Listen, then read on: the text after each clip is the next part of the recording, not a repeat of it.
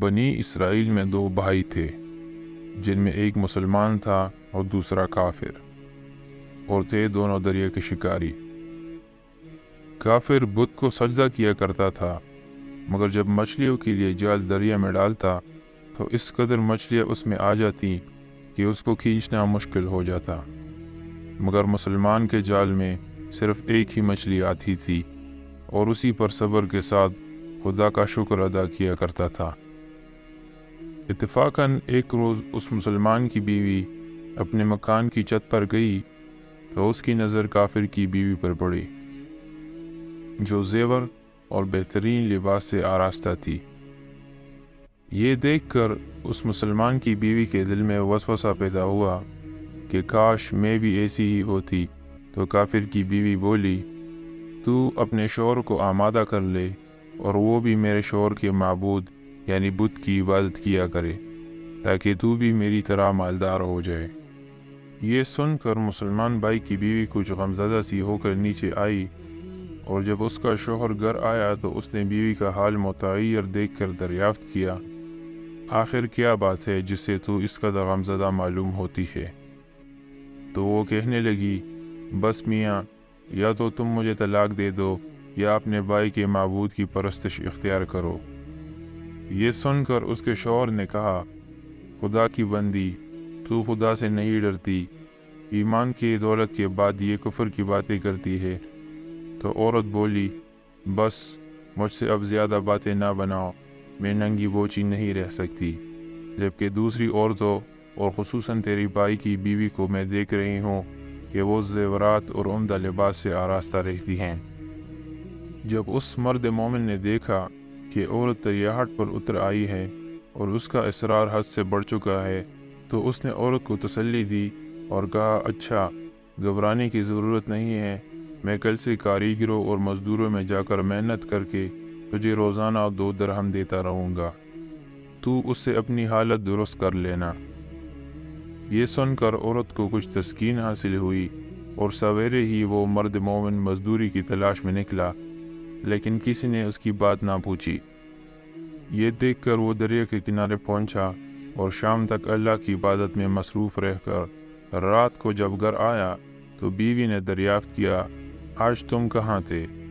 تو وہ کہنے لگا، میں بادشاہ کی خدمت میں تھا، اور اس نے مجھے 30 دن کام کرنے کی شرط دی ہے۔ عورت بولی، آخر وہ بادشاہ تم کو کیا دے گا؟ تو اس نے جواب دیا کہ میرا بادشاہ بڑا کریم ہے، اور اس کے خزانے مال و دولت سے بھرے ہوئے ہیں، اور وہ مجھے وہ دے گا جو میں چاہوں گا۔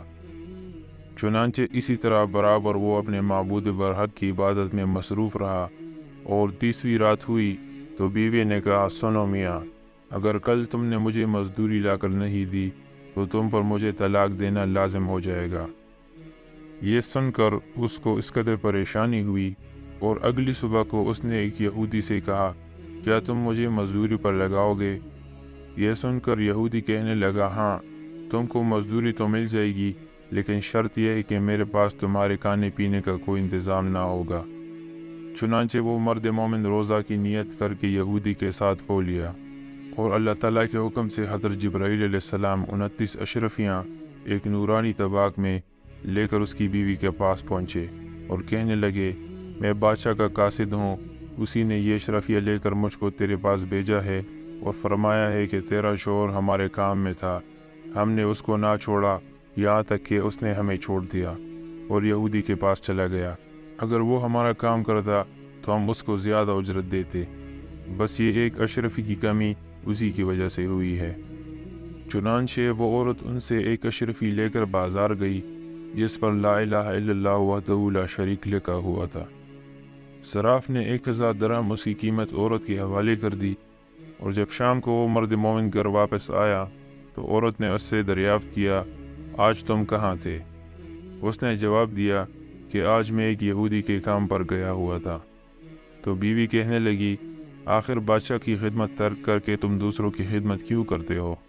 پھر اس کو اشرفی کا واقعہ سنایا، جس کو سن کر وہ مرد مومن روتے ہوئے بے ہوش ہو گیا، اور جب اس کو ہوش ہوا تو بیوی سے کہنے لگا، افسوس کہ میں نے بادشاہ دو جہان کی خدمت کا حق اپنے اوپر لازم نہ کیا۔ اس کے بعد اس شخص نے عورت کو چھوڑ دیا اور پہاڑوں پر چلا گیا، جہاں خدا کی عبادت میں مصروف رہ کر اس کا انتقال ہو گیا۔ اللہ تعالیٰ اس پر اپنا رحم فرمائے، آمین۔ سچ یہ ہے، اللہ کے خزانے میں کوئی کمی نہیں۔ وہ اپنے بندوں کو اس کی عبادت کا صلہ ضرور دیتا ہے، اگرچہ بعض دفعہ کسی حکمت کی بنا پر اس کے ہاں دیر ضرور ہو جاتی ہے، لیکن بہرحال اندیر پھر بھی نہیں، اور وہ اپنے بندوں کو ضرور دیتا ہے۔ اللہ تعالی ہم سب کو صبر و شکر کے ساتھ رہ کر زندگی گزارنے کی توفیق عطا فرمائے، آمین یا رب العالمین۔